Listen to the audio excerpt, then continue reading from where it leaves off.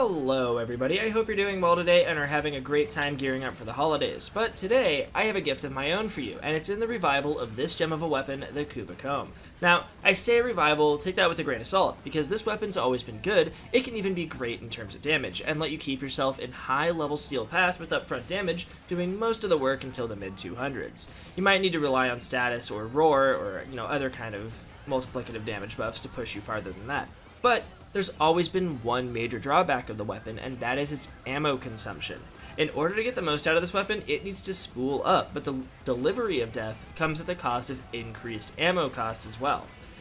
There was a solution to this, however, called energized munitions, but the cost of an entire helmet slot was too high for my liking. Luckily, with Warframe 1999, we have an alternative. Primary Crux is a new Arcane that can give 60% ammo efficiency with the added bonus of 300% increased status chance for the low cost of hits on weak spots. This gives us options with the Kuva Kohm, and we're about to talk about them right now. Alright, welcome to the build. This is our frame build that we're running right now, just to show you that there's nothing that's going to be messing with our damage, our Arcanes. We will talk about an Arcane later, but not right now. Rifle amp doesn't apply to shotguns.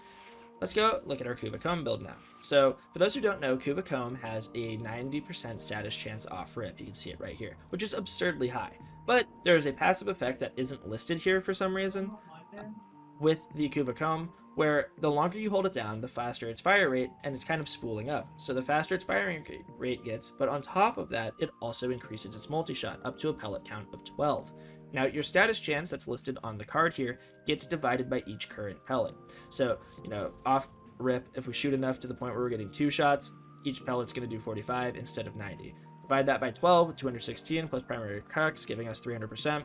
This ends up being, add 1 to that for the math purposes. You have 616% divided by 12. Each pellet's going to be doing 51% status chance, which is absurdly high.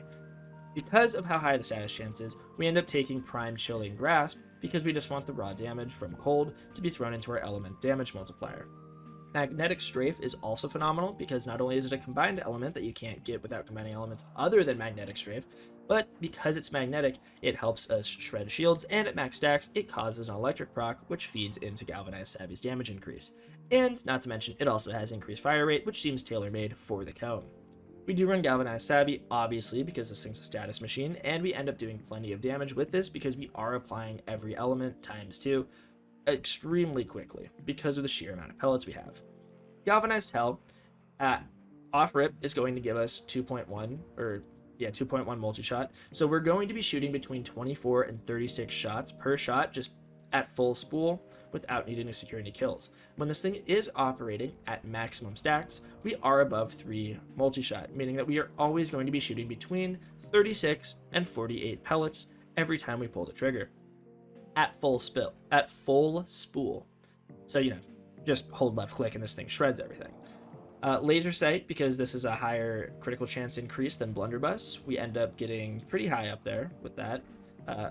The sheer amount of pellets is going to be landing you plenty of critical hits.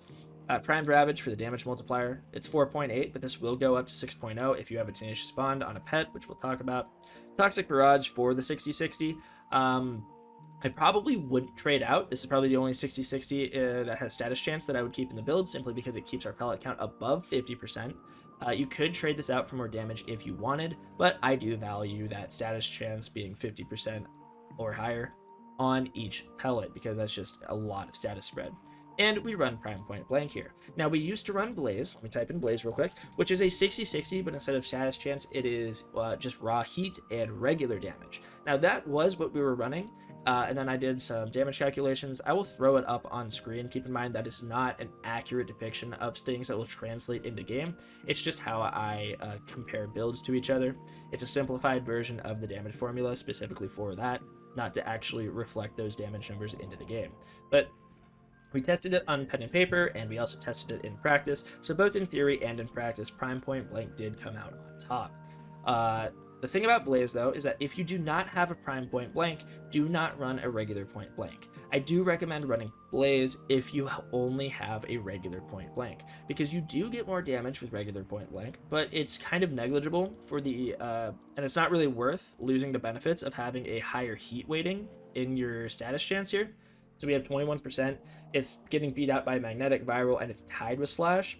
You can raise that to above magnetic if you do end up throwing blaze in here, and I think that is honestly worth, not only for the armor strip eventually, like coming even faster, but also because of the tick damage that it provides. Granted, you're going to be shooting so much that your upfront damage is going to be killing 90% of the time, but I think unless you have a prime point blank, it is more worth to run blaze. So let's go ahead and test this build in action. Oh yeah, obviously Vigilante supplies, not for the ammo because our ammo efficiency is actually crazy, but because of the enhanced criticals. So let's go test this out real quick on some level 200 Heavy Gunner XMS. Keep in mind, battle groups are more of an accurate depiction of what your moment-to-moment gameplay is going to look like. You're never going to see a room that's like this. This is absurd, but the build is strong enough for me to actually test it against these guys, which, you know, I like. It's also worth noting that I do have a heat valence on this, and I do always recommend valence in terms of heat. Unless you're going for an endurance run status build, I think heat is always going to come out on top. Yeah, you saw us kind of shred through that very quickly. Let's go ahead and throw a companion on. The reason I want to do this is because they give us Tenacious Bond, which gives us a 1.2 final crit multiplier, and Reinforced Bond, which is more important because it increases our fire rate by 60%, which is extremely noticeable on the Kuva Kohm. Don't worry about his viral procs. We apply 10 stacks of viral like immediately anyway, so it doesn't matter. But yeah, you can tell our fire rate is ramping up substantially. Keep in mind, we are able to kill this entire group of enemies without, running out of ammo. So you very clearly see that we have 25% or 25 ammo still left in the magazine. That is only possible because of Crux. Now, if you're a Sentinel enjoyer, you don't really care for, pets, you don't want to run a Panzervolpophyla. If you want to get an even higher fire rate, I highly recommend slotting in an Arcane Tempo, unless your build can't afford it. If it can't afford it, don't worry, the build will still perform well, as you saw. But if you just want to increase fire rate, which I do recommend, go ahead and do that. I'm not even going to put a companion on, just so you can see that our fire rate's even faster with Tempo than it is with Tenacious, Reinforced Bond. Now, we are missing out on the crit multiplier, Tenacious, but as you can see, it doesn't really matter because our fire rate is just through the roof. So yeah, we just tear through the group. Now, we did expend more ammo, but we got the job done much faster. So for those reasons, I do always, I always run a Panzervolpophyla myself, personally. But you can get away without doing that if you want to do your Sentinel instead. Now, there is one more argument we need to make for this weapon, and it is the Deadhead argument. Deadhead is a monster of an arcane 90% of, builds. It's really hard to compete with Deadhead.